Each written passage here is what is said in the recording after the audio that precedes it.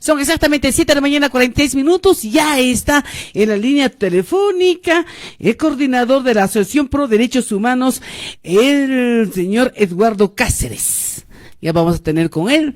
Don Eduardo, muy buenos días. Bienvenido a La Decana y toda la región de Puno lo escucha. Muy buenos días. Muchas gracias por la invitación. Quisiera comenzar expresándole mi solidaridad, mi reconocimiento a la población puneña y en particular a las familias que han perdido a sus integrantes en estas semanas y meses de lucha democrática y en ese sentido entonces reiterar, ¿no?, el reconocimiento a esta gesta heroica que está desarrollando el pueblo puneño y el repudio a la forma salvaje como le han sido respondida por parte de las autoridades del gobierno nacional. Señor Cáceres, usted está viendo muchos años el tema de los derechos humanos en el país y nos imaginamos también en el mundo. En este tramo nomás de la historia, desde enero para adelante, la región Puno ha perdido más o menos a una treintena de sus hijos. Muchos de ellos son jovencitos, de uno y otro lado, porque algunos han estado ligados a la protesta, otros no tenían nada que ver con la protesta, y otros, como en el último caso en Ilave, pues eran jovencitos de 19, 20, 21, 24 años para estar en el ejército. ¿Alguna vez en la historia se ha visto una región tan golpeada, con tanta muerte, ¿no?, tan discriminada como actualmente ocurre con la región Puno? Bueno, lamentablemente tenemos que referir pues a los terribles años de la violencia política, ¿no? Entre 1980 y el año 2002, entre 1980 y cerca del año, hasta el año 2000, digamos, en términos generales, ¿no?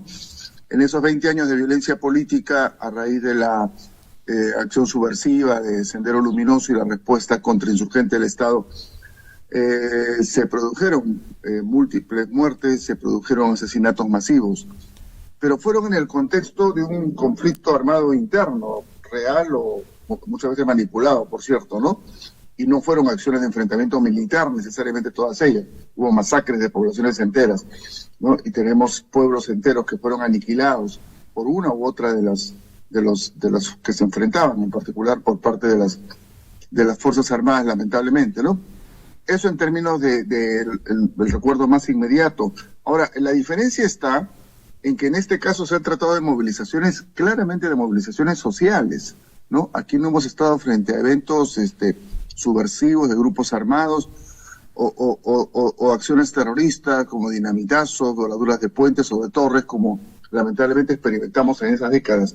En ese sentido, la respuesta violenta, militar, frente a movilizaciones sociales, ese tipo de respuesta ni siquiera se dio en los años de Fujimori y Montesinos. Recordemos de que en los meses finales del gobierno de Fujimori y Montesinos, en el primer semestre del año 2000, se comenzaron a producir movilizaciones muy masivas, ¿no? En el curso de la campaña electoral primero, incluso hubo casos en los cuales la población movilizada impidió que Fujimori pudiese hacer sus mítines en determinadas ciudades. Yo recuerdo claramente el caso de Arequipa y de Huancayo. Creo que también algo similar pasó en la ciudad de Puno. Claro. Siendo él presidente en ejercicio, con todo el aparato militar de su lado, ¿no? Uh-huh. Fueron movilizaciones masivas, hubo gases, algún perdigón, etcétera, heridos, pero avaleamiento de población civil movilizada no se produjo, ¿no? Quizás el antecedente en ese tema más cercano sea la violenta y brutal respuesta de la dictadura de Manuel Aodría a las movilizaciones arequipeñas en los años 50, en el 50 y en el 55, ¿no? Ahí sí se produjeron decenas de muertos por bala, ¿no?, disparada directamente por personal militar. Ese sería el antecedente más cercano. Estamos hablando entonces de una dictadura oligárquica de mediados del siglo XX como el antecedente de lo que ha sucedido en estas últimas semanas, lamentablemente, en muchos lugares del país y sobre todo en la región Puno. Claro, y en contextos se supone de dictadura, pero este gobierno se lava la cara y dice a cada rato que estamos defendiendo la democracia, la institucionalidad democrática, el Estado de Derecho, cosas por el estilo. Ha venido ya calificaciones de agencias internacionales incluso y de países vecinos. ¿Esta es una democracia realmente o qué estamos viviendo? Porque la población siente otra cosa de la que dice el gobierno. Sin duda. Sin duda, y bueno, ahí uno justamente la creatividad popular ha generado esta canción, ¿no? Esta democracia ya no es democracia, y creo que es totalmente acertada esa afirmación. Este es un régimen de excepción, es un régimen dictatorial en ese sentido, creo que claramente hay que decirlo así, ¿no? Porque para gobernar se basa en la excepción, se basa en el control de la fuerza, y eso es propio de un régimen dictatorial. No ha sido elegido por el voto popular no ha elegido a Dina Boluarte presidenta del Perú. Le eligió vicepresidente en una fórmula que ha ido colapsando a lo largo del año y medio que tiene el gobierno que se eligió a inicios del año 21. Entonces creo que estamos frente a una dictadura. Cuando se habla de dictadura cívico-militar, creo que no se está exagerando, porque el principal respaldo, el principal instrumento para el ejercicio del gobierno en este momento es la Fuerza Armada. Eso es clarísimo, eso nadie lo puede negar, eso es lo que dicen los medios internacionales, las organizaciones internacionales, ¿no? Y cualquier analista, ¿no? Político serio tendría que llegar a la misma conclusión. Acá no se está defendiendo ninguna democracia, lo que se está defendiendo es un proyecto político autoritario, antiderechos, un proyecto represivo, excluyente, ¿no? Que es claramente lo hace a través de un modelo de gobierno cívico-militar. Don Eduardo, vamos a ver ahora, todos, no, la mayoría de los que están en protesta nos terruquean, nos dicen diferentes adjetivos. A la región de Puno nos dicen vándalos, izquierdistas, comunistas, que somos financiados por los ponchos rojos, por Evo Morales, narcotraficantes, mineros, de todo nos dice. La Asociación Pro Derechos Humanos está lanzando no al torruqueo. ¿Cuál es la finalidad? ¿Cómo lo están organizando? Eso creo que es a nivel nacional. Sí. Bueno, hay muchas formas de ejercer violencia, ¿no? Está la violencia de las armas, la violencia de la fuerza física, pero también está la violencia del amedrentamiento, del generar terror. El terror es básicamente un producto psicosocial, digamos así, ¿no es cierto? Uh-huh. El terror es el efecto de, qué sé yo, de una bomba, de un puente que se cae, de un dinamitazo, ¿no? Entonces, se trata de aterrorizar a la población, de manera que la población se paralice, se repliegue y se disperse, y cambie de actitud, en este caso frente al gobierno y frente al Estado, ¿no? Bueno, y en nuestro país, y esto viene también lamentablemente de los años del conflicto armado interno, de los años 80 y 90, ¿no? Se ha generalizado como una forma de violencia la acusación calumniosa contra personas y organizaciones, acusándolas de terroristas. Y esto es lo que conocemos como el terruqueo, ¿no? Porque en el Perú se acuñó pues este término, ¿no? Para referirse a los subversivos armados, terruco, ¿no? Terruquear es acusar a alguien de ser terruco, es decir, acusar a alguien de ser terrorista. ¿Y esto en función de qué? En función de atemorizarlo, paralizarlo, aterrorizarlo justamente, ¿no? Y sacarlo de la lucha social, sacarlo de la protesta, sacarlo incluso de la actividad política, del ejercicio de sus derechos ciudadanos. A eso nos estamos refiriendo con terruqueo. Ahora, esto es particularmente grave y es delito. ¿Es delito por qué? Porque en el Perú está muy claramente tipificado justamente el delito de terrorismo, ¿no es cierto? Uh-huh. Entonces, si yo acuso a usted o a una persona de ser terrorista, lo estoy acusando de cometer un delito muy grave que acarrea penas de decenas de años, incluso la posibilidad de una prisión perpetua, porque así está tipificado el delito. Decirle a usted terrorista es lo mismo que decirle a usted violador o decirle a usted criminal directamente, ¿no? Y ustedes periodistas saben muy bien que ese tipo de afirmaciones no se pueden hacer así nomás. Incluso cuando hay denuncias, no se tiene mucho cuidado en frasearlas de manera que se diga, bueno, fulano de tal supuestamente estaría en curso en, ¿no? O habría, ¿no?, una investigación, etc. Pero acá no, acá se lanza directamente a la acusación, terruco, terrorista, se hablan procesos investigatorios y procesos judiciales con esta calificación. Entonces, estamos frente a un delito porque se está acusando a alguien sin pruebas, ¿no? Y sin que me dé ninguna investigación seria de por medio de cometer un determinado delito, ¿no? Como les dije, imagínense ustedes que alguien directamente aparezca por ahí, que alguno de ustedes, algún periodista, diga fulano tal es un violador, ¿no es cierto? Esa persona tiene todo el derecho a abrir un proceso, ¿no?, una querella, en fin, una demanda por calumnia, por perjuro, etcétera, porque lo están presentando como un delincuente. Exactamente eso es lo que pasa. No estamos frente a un calificativo político. Yo puedo acusar a alguien de ser un revoltoso o de tener esta ideología o aquella, tú eres un derechista, tú eres un comunista. Bueno, estos son calificativos políticos que forman parte de la lucha política, a veces se usan mal, se exageran, pero en fin, no, acá estamos hablando de una acusación a determinadas personas de ser un delincuente tipificado en el Código Penal.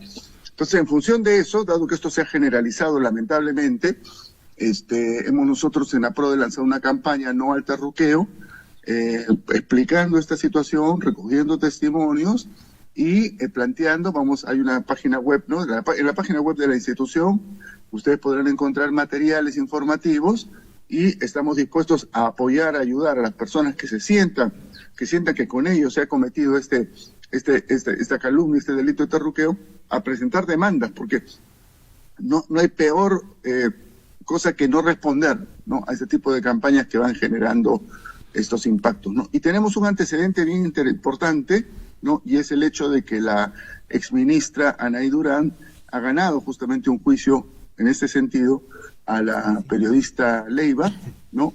Justamente porque esta periodista la acusó a ella de ser terruca, terrorista, qué sé yo. Entonces, creo que se trata de eso, ¿no? De impedir que esta campaña tenga efecto, tenga impacto, y más bien defender los derechos ciudadanos a participar en la actividad social y política. Claro, es bastante complicado en realidad si hablamos de una dictadura cívico-militar que pues el gobierno que está a cargo del régimen pueda permitir protestas. ¿Cómo proteger ese derecho, no? Y a veces no se entiende muy bien que la protesta también es un derecho que molesta ciertamente, pero es un derecho de la ciudadanía. ¿Cómo proteger en este marco y este escenario de la política y la crisis que estamos viviendo? Bueno, yo creo que la forma mejor de proteger el derecho es ejerciéndolo, para comenzar, ¿no es cierto? Y acompañándolo de todos los mecanismos necesarios para poder activar a favor de quienes ejercen su derecho los mecanismos de protección nacionales e internacionales. A nivel nacional ciertamente es difícil encontrar esos mecanismos por el papel que está jugando la Fiscalía y todo el Ministerio Público, que está controlado por estas fuerzas golpistas a través de la Fiscal General de la Nación. Hasta ahora la Defensoría del Pueblo ha jugado un rol que hay que saludar y hay que respaldar. Sabemos sí que el Congreso está maniobrando para rápidamente producir una decisión que cambie a la defensora y que ponga un defensor o defensora que sea funcional a esta estrategia. Lamentablemente muchos o la mayoría de los medios de comunicación nacional están cerrados a este tipo de denuncias. Yo felicito en ese sentido la labor que ustedes han cumplido. Yo les quisiera compartir con ustedes que muchas personas aquí en Lima hemos seguido los eventos en Puno gracias a ustedes, conectándonos directamente vía las redes sociales con la decana de Juliaca, porque entendíamos que era la fuente de información más confiable acerca de lo que estaba sucediendo. Entonces se trata de ejercer el derecho, ejercerlo con toda seriedad, con prudencia, con energía, pero con prudencia, acompañarlo de los mecanismos de protección, darle mucho eco, ¿no? Y creo que ahí la labor de los medios locales, regionales es muy importante, darle mucho eco, mucha difusión nacional e internacional, ¿no? Porque ciertamente en un mundo globalizado, para bien y para mal, el impacto de estas cosas y las reacciones que se generen en espacios internacionales necesariamente repercuten también en la forma como los estados y los gobiernos tienen que manejar situaciones como esta. no solamente la región, o si no, ha sido terruqueado, también ha sido discriminada la mujer. Lo último, hace 2 semanas atrás, las mujeres que han estado en el sector Aymara, aquí en la región de Puno, han estado en una protesta. Hemos visto cómo la policía lo dispara a la señora y comienzan a decir, un ministro de Educación, aunque dice que no, se disculpa, pero ya lo dijo, ¿no? ¿Cómo es posible? Lo compara a la señora Armadas con un animal. Entonces la señora, no, que había llevado, pero toda esa discriminación también reciben y no, y de parte de un ministro, de parte de uno que está en manos de un ministerio de educación. Entonces, ¿cómo es posible, cómo nosotros, los ciudadanos de Perú Profundo, vamos a confiar en un ministro? Y hasta ahora no lo dicen nada. Se callaron la presidenta Dina Boluarte y siguen al ministerio. ¿Qué opinión le merece, señor Eduardo? Miren, yo voy a hacer una palabra muy dura. Ese señor es un imbécil. Ese señor es un imbécil que no merece ser ministro de Educación por ignorante. ¿Por qué? Porque está denigrando no solo a las mujeres que hoy están en la calle, como siempre han estado en la lucha social y como siempre lo han hecho con sus hijos al hombro o a la espalda, sino que está denigrando a la mujer peruana en la historia. Yo anoche estuve revisando y recomiendo, voy a plantear a unos colegas, amigos, preparar un pequeño video sobre eso, las imágenes de nuestras históricas y heroicas rabonas en el conflicto con Chile, ¿no es cierto? Uh-huh. Que son figuras emblemáticas de la historia peruana, son figuras emblemáticas de la historia militar peruana incluso. Esas mujeres iban junto con sus esposos, que habían sido muchas veces reclutados a la fuerza a defender a la patria, ¿no? Y no iban solo con sus equipos iban con todo, iban con la familia, y entonces hay muchas imágenes de las rabonas, ¿no? Hay acuarelas, también hay fotos, ya había fotos en la segunda mitad del siglo XX, las rabonas con sus hijos en la espalda, acompañando al marido, incluso en el cuadro más importante que hay, que es el de un soldado chileno a punto de atravesar con la bayoneta a un soldado peruano y con la mujer al lado de la mujer está el niño, ¿no? Un niño de pecho, digamos, un bebé, ¿no? Entonces, esa es nuestra historia, nos guste o no, esa es nuestra historia, esa es la forma como la mujer, sobre todo la mujer rural, campesina, comunera, quechua, aymara, ha participado en el conflicto social, en el conflicto político e incluso en el conflicto militar defendiendo a la patria, ¿no? Seguramente por ignorancia, el señor que funge de ministro de Educación no conoce estas cosas y se ha tomado pues la atribución de insultar a las mujeres. Eso es una imbecilidad, quiero decirlo con todas sus letras, porque revela que tenemos un ministro de Educación que no conoce episodios fundamentales de la historia peruana. Bueno, a pro de ahora, vamos a reiterar, ella lanza una campaña no al terruqueo, dice construyamos un país con derechos. La campaña busca visualizar, denunciar y hacer un registro de de todo lo que está pasando en nuestro país. Yo creo que es a nivel nacional. Entonces, ¿cómo ingresan, cómo se comunican la población en general, señor Eduardo? Ingresen a la página web de APRODE, www.aprode.org.pe, y ahí van a encontrar un link para ir al lugar en el cual están los materiales sobre el tema del terruqueo, y ahí podrán encontrar también orientaciones para poder consultar y para poder formular denuncias, ¿no? Porque creo, como digo, que hay que responder a estas denuncias con denuncias, ¿no? Porque además la razón en este caso y la justicia está de nuestro lado. Muy bien. Queremos agradecerle este contacto que tiene con nosotros, el tiempo que le ha dedicado pues a comunicar esta campaña y sobre todo por la orientación que también nos ha dado esta mañana. Sí. ¿No? Muchas gracias, don Eduardo. Ojalá que no sea la última. Vamos a seguir comunicándonos y conversando sobre el tema de derechos humanos. Con mucho gusto, y reitero mi saludo, mi reconocimiento, mi pésame a quienes hayan sufrido pérdidas, y mi felicitación a ustedes por el rol que han cumplido y están cumpliendo informando al país y al mundo sobre lo que realmente sucede en la región Puno. Muchas gracias y muy buenos días. Gracias a ustedes. En un momento yo participé y la radio era parte de Asociación Pro Derechos Humanos. Qué bueno, era necesario.